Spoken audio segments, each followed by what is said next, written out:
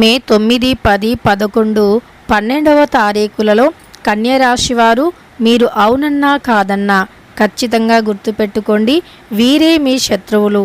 అయితే మే 9, 10, 11, 12వ తారీఖులలో కన్యరాశి వారి యొక్క శత్రువులు ఎవరు, అలాని వారి పేరు ఏమిటి అనేటటువంటి అంశాలను ఈ వీడియో. హలో అండి, అందరికీ నమస్కారం. నిత్య జీవితంలో గ్రహాలను, రాశులను ఖచ్చితంగా మనం అందరం కూడా నమ్ముతూ ఉంటాము. ఎందుకంటే గ్రహాల అనుకూలత ఉంటేనే మనం ఏది చేసినా సరే విజయవంతంగా మారుతుంది. అలానే అలంపూర్ జోగులాంబ జ్యోతిష్యాలయం గురూజీ సీతారామరాజు గారు, వీరి యొక్క ఫోన్ నెంబర్ వచ్చేసి 9948253372. ఫోన్ ద్వారానే జ్యోతిష్యం చెప్పబడును.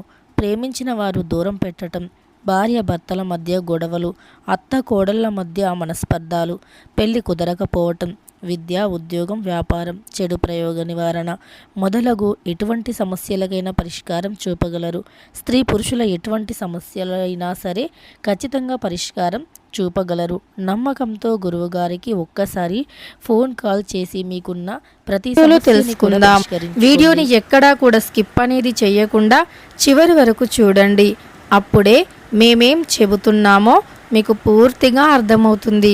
ఇక వీడియోలోకి వెళితే గనక కన్యరాశిలో జన్మించిన వ్యక్తులకి ఎలాంటి గోచార ఫలితాలు ఉన్నాయి, ముఖ్యంగా కన్యరాశి వారికి ఎవరు శత్రువులు, వారి పేర్లతో సహా మనం చెప్పుకుందాం.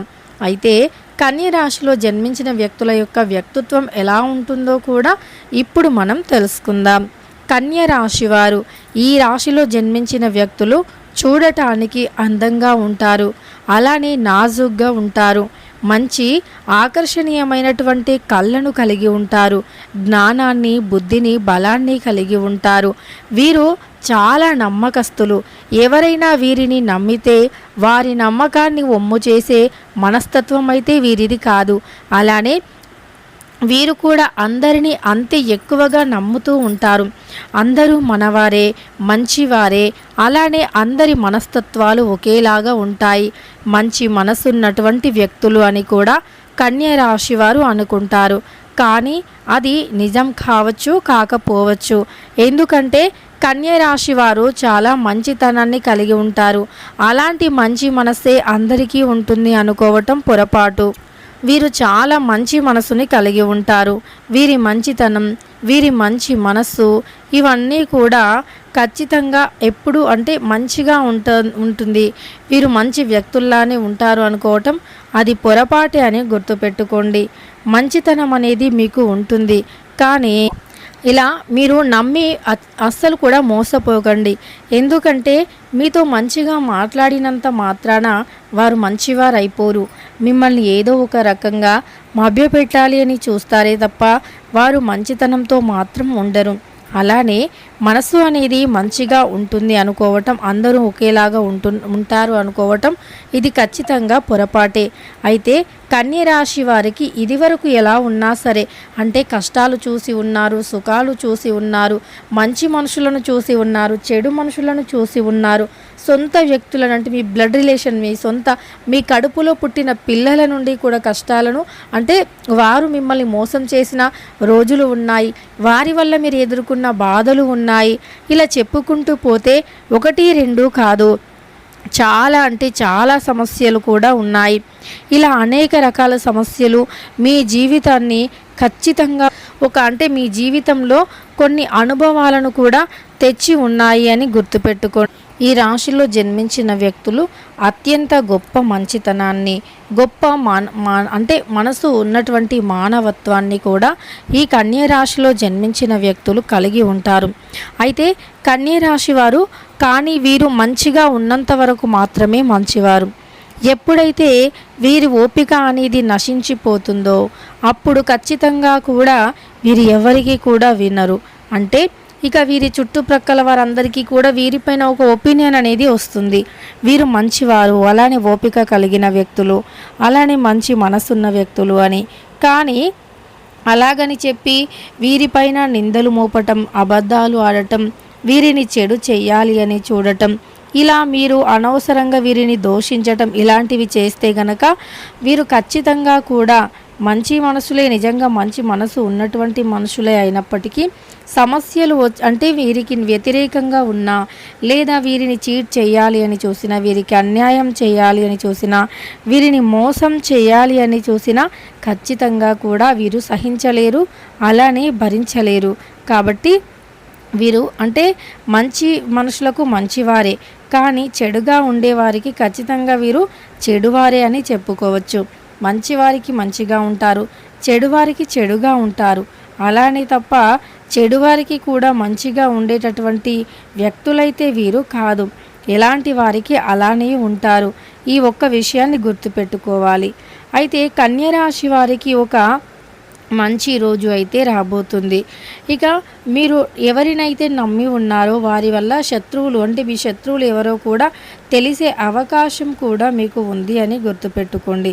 మీరు ఎవరినైతే ఎక్కువగా నమ్ముతూ ఉన్నారో అలాంటి వ్యక్తులతో కాస్త జాగ్రత్తగా కూడా ఉండండి. అప్పుడే మీ జీవితం అనేది మీకు అద్భుతంగా మారిపోతుంది. సమస్యలు అనేవి తొలగిపోతాయి. వ్యాపారంలో కూడా అభివృద్ధి అనేది ఉంటుంది. ఎన్నో రకాల సమస్యలు, ఎన్నో రకాల కష్టాలు అనేవి కూడా వస్తాయి. అయినా సరే ధైర్యంగా ఉండాలి. కానీ మీరు ఎప్పుడూ కూడా అంటే మీ యొక్క రహస్యాలను ఇతరులతో చెప్పకూడదు. మీరు ఇతరులతో మీ రహస్యాన్ని చెప్పటం వల్ల సమస్యలు అనేవి ఎదురయ్యే అవకాశం ఉంటుంది. మీరు రహస్యంగా ఉండినటువంటి విషయాలను రహస్యంగా ఉంచడానికే ప్రయత్నించండి. అంతే తప్ప వాటిని కూడా అందరితో చెప్పుకోవటం, వీరు మంచివారు, వారు మంచివారు అని చెప్పి మీ మాటలను వీరితో వారితో చెప్పటం వంటివి చేయకండి. ఖచ్చితంగా ఈ విషయంలో మాత్రం కాస్త జాగ్రత్తగా ఉండండి. ఎందుకంటే ఈ రోజుల్లో ఎవరిని నమ్మాలి, ఎవరిని నమ్మకూడదు, ఏది కూడా అర్థం కావడం లేదు. మంచిగానే నటిస్తారు, మంచిగానే మాట్లాడతారు, అలానే మీకు సహాయం చేసినట్టు, పనులలో హెల్ప్ చేసినట్టు, ఇలా అనేక రకాలుగా కూడా మీకు మంచిగా ఉన్నట్టుగానే ఉంటారు. కానీ అస్సలు అలా మనస్సులో మాత్రం అలా ఉండరు. మీరు ఎదుగుతూ ఉంటే మీ ఎదుగుదలను ఓర్చుకోలేక వారి కళ్ళ మంటతో మీకు దృష్టిని పెడుతూ ఉంటారు. మీరు ఎలా అయినా సరే ఎదగకుండా ఉండాలి అనేదే వారి ధ్యేయం, వారి ఆలోచన, అలానే వారి ఆశయం కూడా. అలాంటి వ్యక్తుల మధ్యలో ఉన్నారు. కాస్త జాగ్రత్తగా ఉండండి. అంటే ఈ రోజుల్లో మంచితనం అంటే ఎలా ఉంటుంది? మంచితనం అనేది కనిపించదు. అది మనకు అవసరం వచ్చినప్పుడు వారు చూపించి, అంటే వారు మనకి ఏదైనా అవసరం ఉంది అనుకోండి, వారు తీర్చగలిగి కూడా మేము తీర్చలేము లేదా పట్టించుకున్నట్లుగా ఉంటారు కదా. అలాంటి వ్యక్తులు ఎప్పటికైనా అలాంటి వ్యక్తులతో స్నేహం అనేది చేయొద్దు. ఎందుకంటే వారి అవసరాలను ఒడ్డెక్కించుకుంటారు. వారి అవసరాలు గట్టెక్కిన తర్వాత మనల్ని నడి సముద్రంలో ముంచుతారు. అలాంటి వ్యక్తులు ఈ రోజుల్లో చాలా ఎక్కువగా ఉన్నారు. అందుకే కాస్త జాగ్రత్తగా ఉండండి. మన అవసరాలు ఏవైతే ఉన్నాయో ఆ అవసరాలకు ఎవరైతే అంటే రిస్క్ తీసుకొని మరి ఆ అవసరాన్ని వారు తీర్చలేకపోయినా, ఆ అవసరాన్ని తీర్చడానికి వారి దగ్గర అంటే స్తోమత లేకపోయినా సరే, రిస్క్ తీసుకోనైనా సరే మనం సమస్యల్లో ఉన్నప్పుడు ఆ సమస్యలను తొలగించి ఖచ్చితంగా కూడా అద్భుతంగా అంటే మన కోసం రిస్క్ చేసి మరి వారు మన సమస్యల్ని తీరుస్తారు. అలాంటి వ్యక్తులే మన కష్టాల్లో ఉన్నప్పుడు ఎవరైతే రిస్క్ చేసే అవకాశం లేకపోయినా రిస్క్ చేసి మరి సమస్యల్ని తొలగిస్తారో ఖచ్చితంగా అలాంటి వ్యక్తులే మన జీవితంలో ఉండాలి. ఇక అంతేకాకుండా మన జీవితం అనేది అద్భుతంగా ఉండాలి అన్నా, మన జీవితంలో సంతోషంగా ఉండాలి అన్నా, ఇక మన సంతోషం అనేది ఎప్పుడూ కూడా అద్భుతంగా ఉండి మనం ఎప్పుడు బాగుండాలి అంటే మంచి వ్యక్తులతో స్నేహం చేయాలి. మంచి వ్యక్తులు ఎవరు ఎలా తెలుసుకోవాలి అంటే మనం చెప్తున్నాం కదా, ఎవరైతే వారికి రిస్క్ అంటే ఈ మన సమస్యని తొలగించే అవకాశం లేకపోయినా రిస్క్ చేసి మరి మన సమస్యల్ని తొలగిస్తున్నారో అటువంటి వ్యక్తులే అసలైనటువంటి మంచి వ్యక్తులు. కనుక అలాంటి వ్యక్తులతో స్నేహం చేస్తే ఎప్పటికైనా లైఫ్ అనేది చాలా అద్భుతంగా ఉంటుంది.